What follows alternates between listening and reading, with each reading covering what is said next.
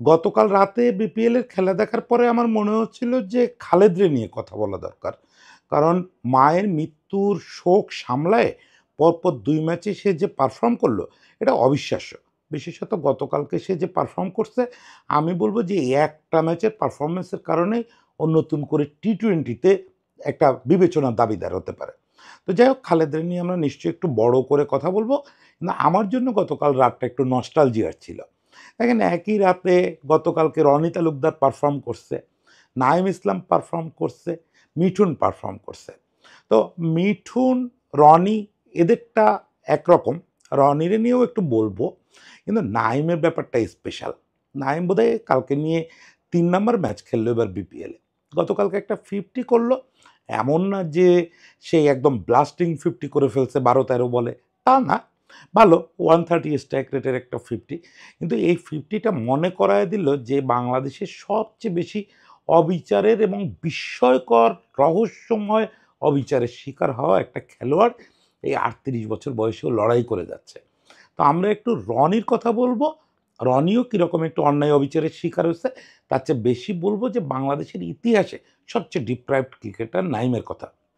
প্রথমে রনির কথা বললি, রনির টি-টোয়েন্টি স্কিলটা কিন্তু একটা খুব মজার ব্যাপার। ও ঘরোয়া টি-টোয়েন্টিতে মাঝে মাঝে বিস্ফোরক ইনিংস খেলছে, কিন্তু ওই ইন্টারন্যাশনাল টি-টোয়েন্টিতে বরং নিজেরা যতটা প্রুভ করছিল সামান্য ১০-১১টা ম্যাচে, অত ভালো কিন্তু ঘরোয়া ক্রিকেটেও ছিল না।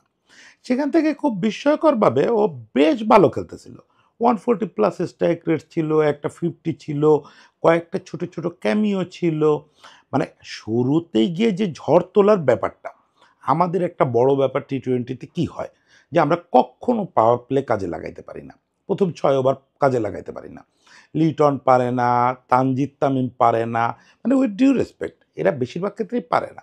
একমাত্র সৌম্য যদি ছন্দে থাকে, সৌম্যর পক্ষে সম্ভব, কিন্তু সে আবার বিস্ময়কর কারণে টি-টোয়েন্টিতে রান পায় না। সেই জায়গাটায় রনি একটা উজ্জ্বল ব্যতিক্রম ছিল, যে ফ্রম ফার্স্ট বল চার্জ করা, সেই জিনিসটা সে ইন্টারন্যাশনাল ক্রিকেটে শুরু করছিল। কিন্তু মাত্র ১০টা ম্যাচ পরে কেন সে ড্রপ হলো, কেন মানে রনিরে আর কোনো আলোচনা আসলো না, এটা খুব মানে রহস্যময় ব্যাপার। রনি যে পুরায় যায় নাই, সেটা এবার বিপিএলে সে আবারও প্রমাণ করলো। এবার বিপিএলে এটা নিয়ে বোধহয় তার মোটামুটি উল্লেখযোগ্য তৃতীয় ইনিংস। গতকাল তো ৬০ পার হওয়া ইনিংস খেললো এবং 150 প্লাস স্ট্রাইক রেটে, নট ব্যাড। আমি বলতেছি না যে রনিরে নিয়ে এখনও স্বপ্ন দেখতে হবে, কারণ একটা জিনিস যে আসলে আপনি যতই শোকের ঘটনা, অবিচারের ঘটনা পেছনে ফেলে আসেন, আপনাকে তো সামনে আগাইতে হবে। রনির বয়স 34 পার হয়ে গেছে। এখন টি-টোয়েন্টি খেলাটা তো মূলত ছোটদের খেলা, ইয়াঙ্গারদের খেলা। আর আমাদের মানে সৌভাগ্যের বিষয় যে আমাদের একঝাঁক তরুণ উঠে আসতেছে। জানি না কয়জন ক্লিক করবে, কিন্তু ক্লিক করুক বা না করুক, আমাদের সামনে এগোতে হবে। ফলে রনির জন্য সহানুভূতি জানাতে পারি এবং ঘরোয়া ক্রিকেটে তার আরও দীর্ঘায়ু কামনা করতে পারি, সে আরও সুন্দর সুন্দর ইনিংস খেলুক। একই সঙ্গে আমি আসলে বেশি কথা বলতে চাই আজকে নাঈমকে নিয়ে। বেশি কথা বলবো না, ওরে নিয়ে যত বলা হবে কম বলা হবে। আমি বিশ্বাস করি নাঈমরে নিয়ে আপনি যদি ৩-৪ ঘন্টার একটা পডকাস্টও করেন, তাতে ওর রহস্যের সমাধান করতে পারবেন না। কেন এই ছেলেটা বাংলাদেশের ইতিহাসের অন্যতম সেরা ব্যাটসম্যান হওয়ার সুযোগ পায় নাই, সেরা অলরাউন্ডার হওয়ার সুযোগ পায় নাই, এই ব্যাখ্যা বাংলাদেশ ক্রিকেট বোর্ড দিতে পারবে না, কোনো নির্বাচকরা দিতে পারবে না। এটা একটা অতি রহস্যময় ব্যাপার। এই রহস্যের পেছনটা আমি একটু জানি, দরকার নেই সে আলোচনার দরকার নেই। ও কতটা অবিচারের শিকার হয়েছে সেটা একটু বলি। দেখেন, আমরা কথায় কথায় বলি না যে সাকিব আল হাসানের বিকল্প আমরা কখনো পাই নাই, অনেক অনুসন্ধান করছি, পাই নাই। সেই ২০১৪-১৫ সাল থেকে আমরা এই গান শোনা যাচ্ছি। তো ২০১৪-১৫ আগেই তো আমরা সাকিব আল হাসানের যে প্যারালালি যে বিকল্প ছিল তারে মেরে ফেলছি, তারে আমরা জাতীয় দলে আর খেলতে দিচ্ছি না। সেটা হচ্ছে এই নাঈম ইসলাম। নাঈম ইসলাম সাকিব আল হাসানের সঙ্গে আমি কম্পেয়ার করতেছি না। আমি বলতেছি না যে সেও বিশ্বসেরা অলরাউন্ডার হতো, হইলেও আমি বিস্মিত হতাম না, তার ওই কোয়ালিটি ছিল। নাঈম অসাধারণ ট্যালেন্টেড ছেলে এবং সাকিবের সিনিয়র বিকেএসপিতে ওই সময়ে আমরা জানতাম, যখন নাঈম ছোট ছিল, তখন আমরা জানতাম যে নাঈম নেক্সট বিগ থিং, এবং সে কিন্তু নেক্সট বিগ থিংটা নিজেরা প্রুভ করছে। প্রথমে দেখেন ঘরোয়া ক্রিকেটে ওর প্রথম পরিচিতিটা কী ছিল আপনাদের মনে আছে? ওর প্রথম ডাকনাম কী ছিল? ছক্কা নাইম। ও ১ ওভারে ৪টা বা ৫টা ছক্কা মারছিল। ও এটা খুব আলোচনায় আসছিল। তারপর থেকে ওরে সবাই ছক্কা নাইম বলত। যদিও নাইম মূলত মার কাটারি ব্যাটসম্যান না। মূলত ওর ঘরানাটা এমন না যে ও ৬ বলে ৫ ছক্কা রেগুলার মারবে। যদিও ইন্টারন্যাশনাল ক্রিকেটে এর কাছাকাছি একটা কাজ সে করছে। জিম্বাবুয়ের এগেইনস্টে সম্ভবত এরকম একটা দানবীয় ইনিংস খেলে ম্যাচ জিতাইছিল। তো সেটা তো সে আরও করছে, সেগুলো পরে বলতেছি। কিন্তু ওর মূল পরিচয়টা হচ্ছে he was a classy batsman and classy allrounder. মানে একটা অফ স্পিনার কাম মানে মিডল অর্ডার ব্যাটসম্যান, এটা তো আমরা খুঁজি, বছরের পর বছর খুঁজি, যুগের পর যুগ খুঁজি। নাইম আমাদের হাতে ছিল। আপনি চিন্তা করেন নাইম আর সাকিব যদি এট এ টাইম জাতীয় দলে লম্বা সময় খেলার সুযোগ পেত, তাহলে ব্যাপারটা কি দাঁড়াতো? মিডল অর্ডারে ২ টা ব্যাটসম্যান আপনি পাচ্ছেন যারা মূলত বোলার। মানে আপনি ১৩ জন খেলোয়াড় নিয়ে খেলতেন। ১৩ জন খেলোয়াড় নিয়ে খেলতেন। এই জিনিসটা আমরা মিস করছি। নাইম তার শুরুটা জাতীয় দলে অত ভালো ছিল না। কিন্তু যখন সে অ্যাকচুয়ালি তার মানে ওই ছোট্ট ক্যারিয়ারের মিড লেভেলে আসলো, তখন সে বাংলাদেশকে কয়েকটা উল্লেখযোগ্য জিনিস এনে দিল। একটা সম্ভবত সালটা ২০১০।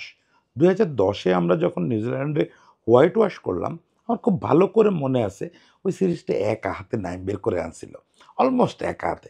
ইভেন ২০০৮ নিউজিল্যান্ডের হোয়াইট ওয়াশেও বোধহয় ওর ভালো অবদান ছিল।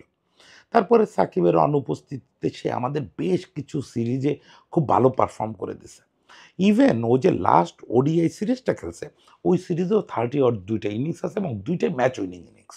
তারপরে আর কোনোদিন ওয়ানডেতে চান্স পায় নাই। বিশ্বাস করেন, একটা ছেলে তার ক্যারিয়ারের শেষ সিরিজে ২ টা ম্যাচ জিতাইছে, যে ২ টাতে তার 30 প্লাস ইনিংস আছে, যেটা ম্যাচ উইনিং ইনিংস। তারপরে সিরিজে সে আর 15 মেম্বারে নাই। এবার টেস্টের গল্পটা শোনেন।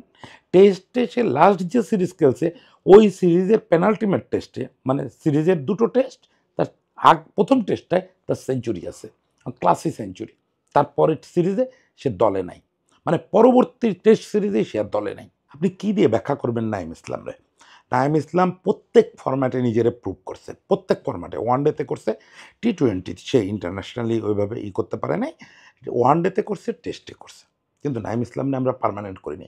পার্মানেন্ট করা তো দূরে থাকা, একাদশে পার্মানেন্টের আলোচনা তো অনেক পরে। তার ওই দুর্দান্ত পারফরম্যান্স চলা অবস্থায় আমরা তাকে বারবার স্কোয়াড থেকে বাদ দিয়ে দিছি।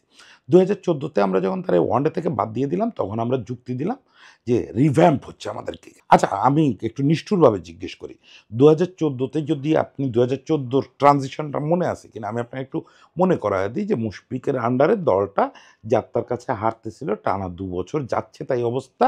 হংকং টংয়ের কাছেও আমরা সিরিজ হারছি। সেখান থেকে দল টেক ওভার করলো মাশরাফি। একটা রিভ্যাম্প হলো সত্যি। ৪-৫ জন খেলোয়াড়কে ছেঁটে ফেলা হলো। সেই ৪-৫ জনের মধ্যে মুশফিক না কেন? আমার কথা বিশ্বাস নয়, আপনি স্ট্যাটিস্টিক্স খোলেন। ওই যে ডিবাকল টাইম ২০১৪ ডিবাকল যেটা, ওই টাইমে এই ২ জনের পারফরম্যান্স দেখেন। যদি বাদই দিতে হয় কাউরে, তাহলে তো মুশফিক থেকে শুরু করতে হবে। নাঈম কেন? যে লোক রেগুলার পারফর্ম করতেছে সে কেন? বলা হলো এদের বাদ দিয়ে আমরা নতুন করে সেটআপ করব। সেই লোকটা নাঈম। আমি জানি না কি গেম হয়েছে, কে কারে পছন্দ করতো, কে কারে পছন্দ করতো না, কে চাবি ঘুরাতো, আমি কিচ্ছুই জানি না। ধরেন কিচ্ছুই জানি না। একেবারে বোকা-শোকা মানুষ, রাস্তা দিয়ে হেঁটে যাচ্ছি, আমি শুধু ওই যে টিভি শোরুমে খেলা দেখি। তাও তো আমি কাঁদবো, এই ছেলেটারে আপনি যেভাবে শেষ করে দিচ্ছেন আপনারা। এটা হয়? মানে পৃথিবীর কোনো দেশে এটা হয় যে একটা ছেলে জাতীয় দলে রেগুলার পারফর্ম করতেছে, সে পারফর্ম করা অবস্থায় তারে আপনি বাদ দিয়ে দিলেন রিভ্যাম্পের অজুহাতে। টেস্ট সিরিজে ঠিক একই কাজ করলেন। আরও কয় বছর আগে করলেন এটা। মানে ও থাকলে কারো না কারোর বিপদ। ও থাকলে পারফর্ম করতে পারবে না। তবে নাঈমের কৃতিত্ব এটা না। এইটা না, এইটা দিয়ে আপনি নাঈমরে চিনতে পারবেন না।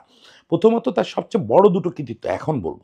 প্রথমত সে জাতীয় দল থেকে বাদ পড়ছে, তারে আর কেউ কখনো ফিরে তাকায় নাই, তার দিকে কেউ ডাকে নাই।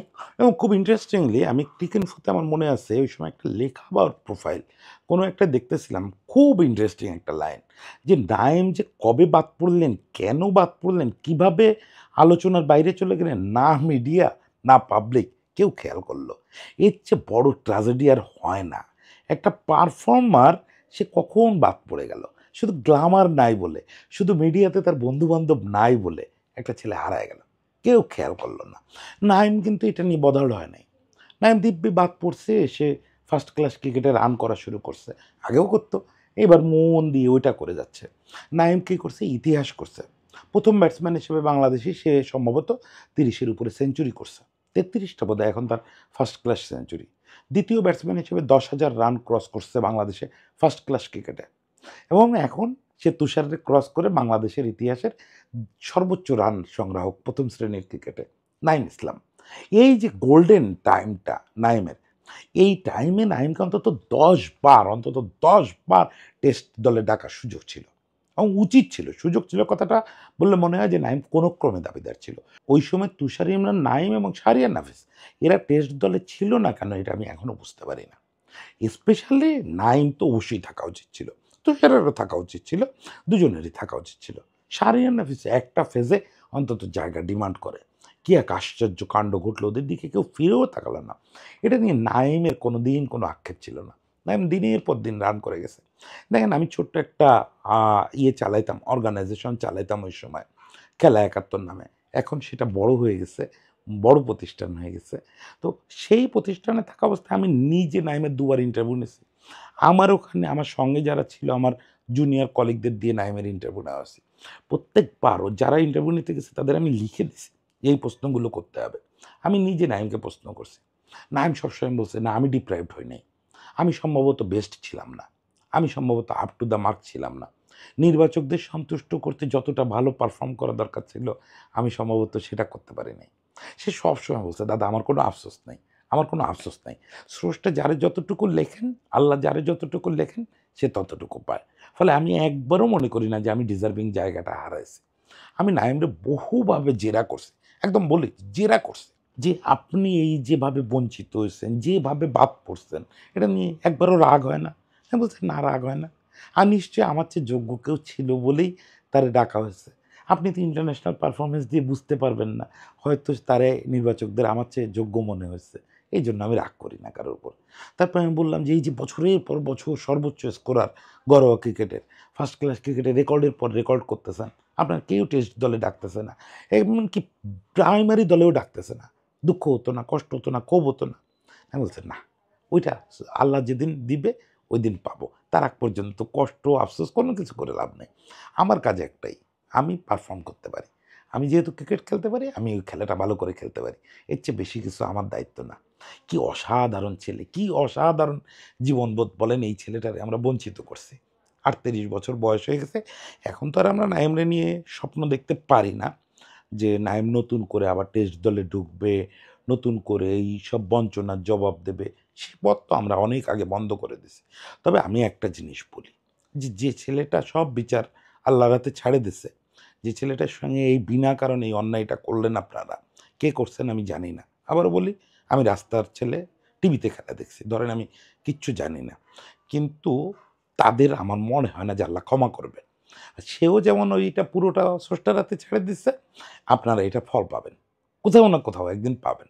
বাংলাদেশের ইতিহাসে সবচেয়ে নির্মম অবিচার যদি ক্রিকেটে কিছু হয়ে থাকে সেটা নাঈম ইসলামের সঙ্গে হইছে।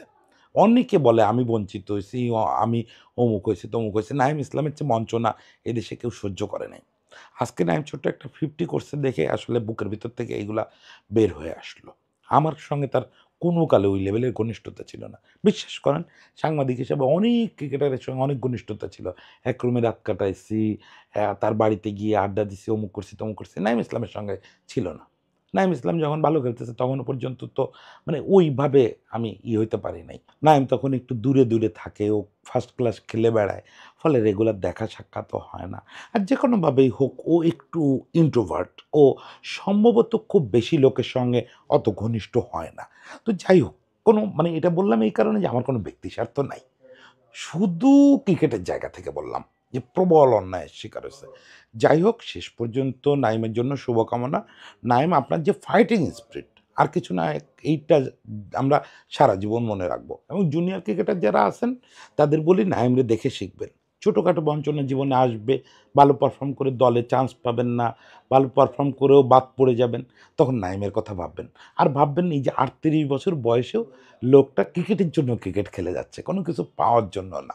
আজকে একটা টিম তারে নিছে, মাত্র ৩টা ম্যাচ খেলাইছে। এখন হয়তো আবার পরের ম্যাচগুলো নাও পাইতে পারে। যখন নামতেছে সে কিন্তু ক্রিকেটের আনন্দে ক্রিকেট খেলে যাচ্ছে। এই জিনিসটা মাথায় রাখবেন। এই যে ক্রিকেটের জন্য ক্রিকেট খেলে যাওয়া, কোনো রকম কোনো নিজের উপরে চাপ নেবেন না কেউ। কোনো রকম চাপে ফেলবেন না নিজেরে। কোনো রকম ক্ষোভে ভুগবেন না। যাই হবে, হবে। মনে রাখবেন যে আপনাদের বড় ভাই নাইম। আপনাদের বড় ভাই নাঈম ইসলাম। নাঈম ইসলামের দেশে জন্মেছেন, শুধু আনন্দের সঙ্গে খেলে যান। ক্ষোভ রাখেন না কারোর উপরে। সবাই ভালো থাকবেন। নাঈম, স্যালুট। ভালো থাকবেন।